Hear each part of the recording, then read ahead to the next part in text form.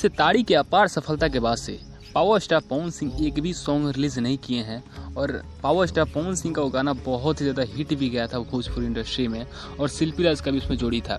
लेकिन फिर से वही जोड़ी धमाल मचाने आ रहा है बोल बम में, उसी ट्रैक पे, उसी लय में, उसी चैनल से।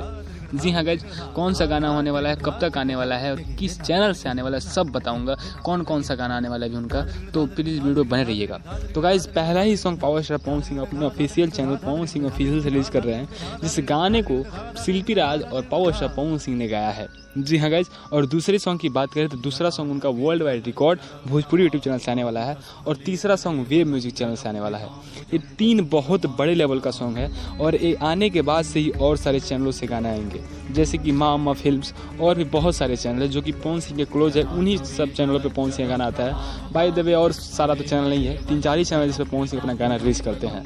तो इन 4 चैनलों से पावर स्टार पवन सिंह को आपको गाना दबा के सुनने को मिलने वाला है। और पवन सिंह खबरों की माने तो पूरा बोल बम का सॉन्ग रिकॉर्ड कर लिए हैं, केवल वीडियो का शूटिंग भी कर रहे हैं और शूटिंग भी बहुत ज़्यादा कंप्लीट हो चुका है। अब रिलीजिंग का टाइम है। पवन सिंह का बैक टू बैक आपको सॉन्ग सुनने को मिलने वाला है इस हफ्ते में।